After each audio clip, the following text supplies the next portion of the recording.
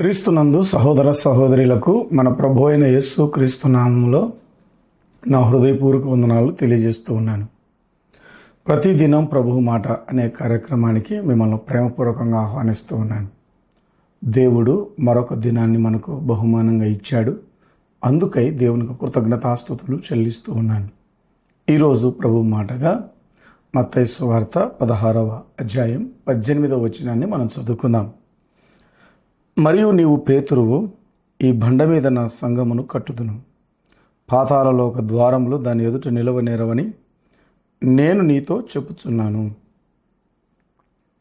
ప్రభునందు దేవుని బిడ్డలారా, ఇక్కడ గనక మనం గమనిస్తే 3 ముఖ్యమైన పాఠాలను దీని ద్వారా మనం తెలుసుకోవచ్చు. బండ మీద నేను నా సంఘాన్ని నిర్మిస్తాను అన్నాడు. ఈ బండ, ఆ బండ ఎవరంటే క్రీస్తు.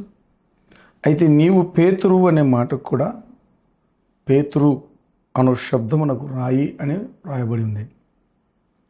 ఈ బండ మీద అనగా పేతురు విశ్వసించిన ఆ పని మీద చాలామంది ప్రభు అడిగాడు, ప్రజలు నన్ను గురించి ఏమనుకుంటున్నారు అంటే, కొందరు ఏలియా అన్నారు, కొందరు ఇర్మియా అన్నారు, మరికొందరు వారి రెస్పాన్స్ ప్రజల నుంచి తీసుకుని వచ్చి చెప్పారు. అయితే పేతురుని అడిగినప్పుడు మీరేమనుకుంటున్నారంటే ఆయన అన్నాడు, పేతురు అన్నాడు, నీవు సజీవుడవగు దేవుని కుమారుడవై ఉన్నావు, క్రీస్తువు అన్నారు. అది దేవుడు నీకు బయలుపరిచి ఉంటే కానీ నువ్వు తెలుసుకోలేవు అన్నాడు. ఆ బండ, క్రీస్తు అనబడిన బండ మీద పేతురు నీవు సంఘాన్ని కడతావు, నీ విశ్వాసం మీద నీవు సంఘాన్ని కడతావు అన్నాడు. అది దాని యొక్క ముఖ్య ఉద్దేశం. అయితే గమనించాల్సిన సంగతి ఏంటంటే, ప్రభు స్పష్టంగా చెప్తున్నా, నేను సంఘాన్ని కడుతున్నాను. కట్టేవాడిని ఎవరు? దేవుడు. మరి మనమంతా ఎవరం? దేవుని పనివారం. ఆ పనిలో భాగం.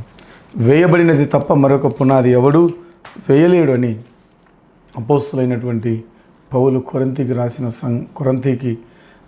రాసిన పత్రికలో చెప్పాడు. వేయబడినది తప్ప మరొక పునాది ఎవడు వేయలేరని. వేయబడిన పునాది ఏంటి? ప్రభు అయిన యేసు క్రీస్తే. ఇంకో మాట చెప్పనా, సంఘాన్ని, ఆ సంఘమును కూల్చే శక్తి కూడా ఎవరికి లేదు. ఆ సంఘాన్ని పడగొట్టే శక్తి కూడా ఎవరికి లేదు. ఎంతోమంది ప్రయత్నాలు చేస్తూ ఉండొచ్చు కూడా. కానీ సంఘాన్ని స్థాపించింది ప్రభువే. ఆ స్థాపన ప్రభు మీద పడింది. దాన్ని నిర్మించుకుంటున్నది ఆయనే.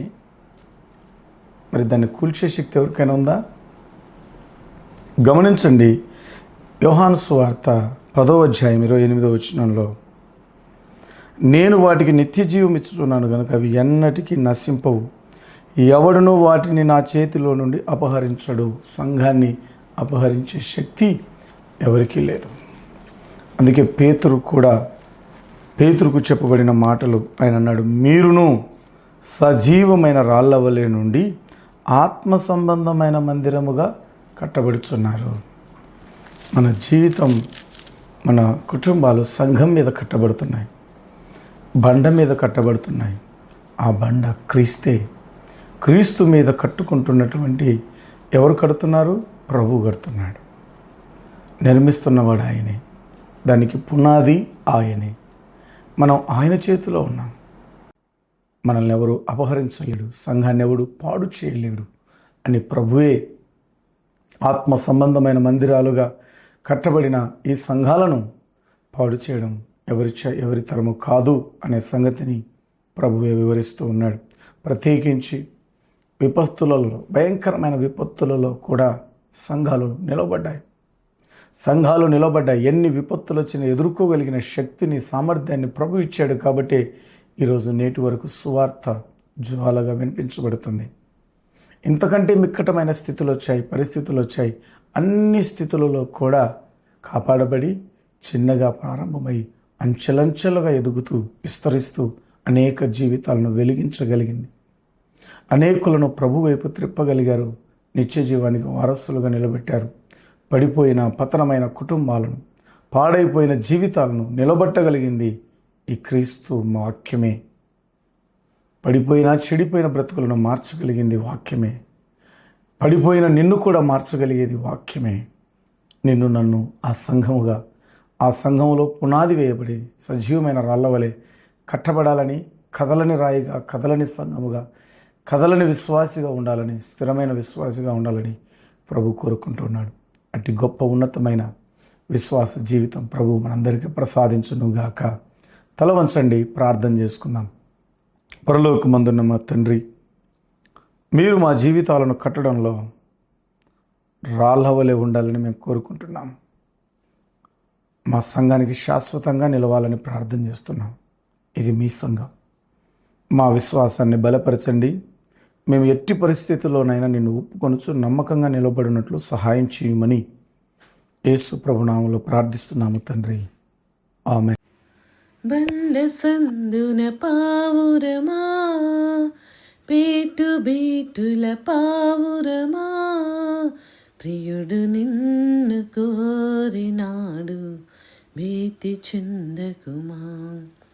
వరుడు నిన్ను కోరినాడు, కలత చెందకుమా.